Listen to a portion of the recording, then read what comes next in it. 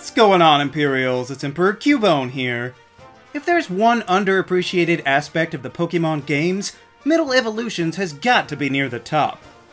It's just the way evolutions work in these games. You'll be seeing the middle one for probably the least amount of time. And while certain middle stages might be terrible or fantastic, an even further neglected side we usually overlook is the middle of the starter lines.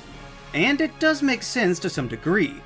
The base stages are extremely cute and great for marketing, and sometimes we're shown them months before the games even come out, so they're burned into our brains. Conversely, the final forms show up around the mid-30s and then stay that way for the rest of the game. So by far the least amount of time we'll spend with any of these Pokémon is in their adolescence. So, how do all of these middle stages stack up against each other? Well, let's put them in a tier list to find out. Now, I've never done a tier list before, so hopefully we'll do it right. Starting up is the very top in the S category, and the best starter middle evolution to me is hands down Grovyle. It's a great, sleek plant raptor that would be fantastic on its own, but also bridges a pretty good gap between the other two stages. Some people even prefer it over Sceptile, so it's clearly the peak of what a middle evolution should be. Also in equal measure is Quilava. It's an amazing Pokémon that is so explosive in attitude that it's literally bursting out of its face. Arguably, it's not a great transitional phase between the beginning and end, but I like it so much better than those other two stages that it doesn't matter. The fire coming off of this multicolored mammal makes it one tough opponent to fight, and an equally tough representative of a starter to beat. But that doesn't mean that it didn't get some serious competition from Bayleaf. I feel similarly about the Grass-type Johto middle starter, in that I find it to be superior to its other forms. Not to say that either of those forms are bad, but Bayleaf specifically is far more battle-ready, with its sharp, intimidating features contrasting the softer, feminine aesthetic of the rest of the line. So making unassuming Pokémon look threatening, I think merits high praises. And the last one I would put in the top bracket is actually Braixen. This Pokémon I feel is greatly underappreciated. It's a charismatic fox mage with a fire wand. It might be a bit of a jump from Fennekin, but it's definitely a better Pokémon than Delphox. After all, it was good enough to be one of the few non-fully evolved Pokémon to appear in Pokken Tournament. All of the top middle starters on this list are here because I genuinely believe them to be better than their evolved forms, which is what sets them apart from the next tier.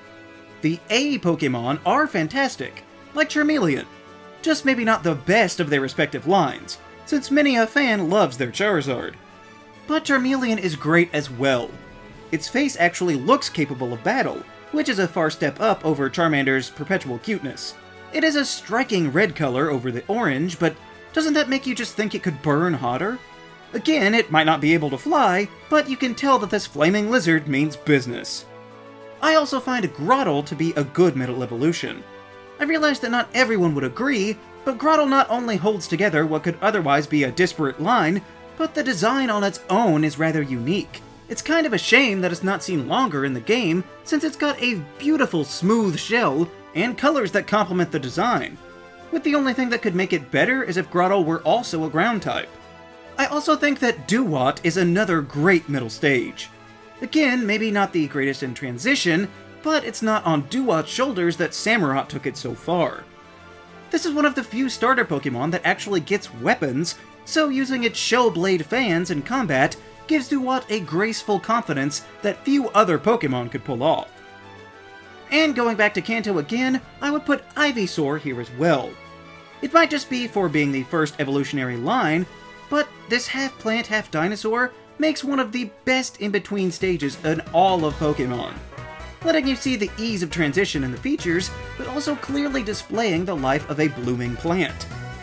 It's just perfectly portrayed all around, and it's so good it got into Smash, so I think these 4 specimens are a good roster for the A rank. The B rank is a bit harder because these Pokémon had to be good, but not exceptional, like Wartortle. I put it here just below its two counterparts because it doesn't quite nail the changes, but it is still a respectable design. And it is said to be quite wise, so you've got to give it that. And I almost put Servine in the A category, but I ultimately settled for it to be here, since it is good, and is just about perfect for an intermediate stage, but it doesn't really put its own stamp on being a grass snake in the way that Duat was made to stand on its own. And finally, I'm kind of surprised, but the last one for this level is Frogadier. I've talked before about how Greninja is a jarring departure from its previous stages, but Frogadier is a pretty good continuation from Froakie. It's got the Bubble Scarf as its primary trait, which is way better than a Tongue Scarf, and even its name gives an air of military distinction. Now I reach the very middle of the pack in the C tier, which is honestly harder than the extremes, but I think Torracat could be a good example of this tier. It's just a sort of regular-looking cat. Sure, it has some stripes and a bell, but it's somehow less memorable than the simpler Litten. It's not a bad design, but it doesn't exactly blow anyone away either. And it certainly doesn't appear to be leaning towards a wrestler in any way. Thwackey, to the surprise of some, will also be here. It was by far the best middle stage of the Galar starters in my opinion, and I did grow to like it over time, appreciating its vaguely caveman motif, even though objectively it does little to bridge the gap to Rillaboom, other than gaining another stick. These next ones will probably draw ire, but I'm also putting Dartrix and Combusken in the middle as well. I know, both of these have been heavily criticized in the past, but Combusken to me really does exemplify what I think a proper halfway morph between the tiny, cute Torchic and the brawny Blaziken would be. And I actually buy that it's a fighting type, unlike some of the other ones. Dartrix too might be a preppy bird that doesn't really mesh with the Robin Hood finale, but what's the harm in looking nice? And it does still have the barbs, so you know that it can unbutton its dapper attire. I probably won't sway anyone with this, and it may even change tomorrow, but Dartrix and Combusken are perfectly middle of the road to me. Now comes the more negative tiers, starting with D and Croconaw. I know I praised Thwackey's caveman getup, but you gotta admit, dressing this croc up like Fred Flintstone makes no sense. And I really like the other members of its line, but it should probably tell you a lot that Croconaw is way down here, and its counterparts are sitting pretty up at the top. I also feel that Marshtomp deserves to be here, since when you look at it, it doesn't really do justice to the cuteness of the memeable Mudkip, nor does it believably build to the powerful Swampert. But at least it's colorful. Although honestly the worst part is its 3D model, making it look like an utter fool. And I would also say that Monferno deserves to be here. I never really thought that it was far enough away from Chimchar, and like I said earlier, I don't buy that it's a fighting type. As useful as it can be if you pick it up in the game, I just can't take Monferno seriously, especially with that random sleep mask. Now we come to the next to last in the E bracket with Prinplup. Obviously this Pokemon is not popular, and even though I absolutely love both ends of the line, I can't really defend the extremely awkward middle that can't really draw a through line to either one in a satisfying manner. But it is still a Penguin, so it's not at the very bottom. Also in the E tier, I would easily put Brionne and Raboot. Brionne I've gone over before about how it's just completely absurd to gain like 15 skirts and be made out of living bubbles, but this has got to be one of the worst Pokemon to be a male. And it doesn't have the fun or the majesty of the other Steel-like family members.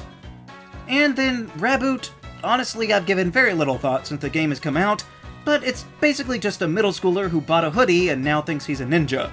And somehow that makes sense to them sandwiched between two football players? No thanks, you can stay down here. So now we're at the bottom of the barrel in the F tier with Pignite. This horrendous swine is a disgrace to Tepig and the Unova region. I don't even know where to begin. Why does it have no neck? Slapping its face squarely between its shoulders and stuffing it into an old-timey swimsuit. Pignite is like a melted hand puppet that somehow tricked its way into everyone believing it's a Pokemon. Quilladin is another failed middle stage.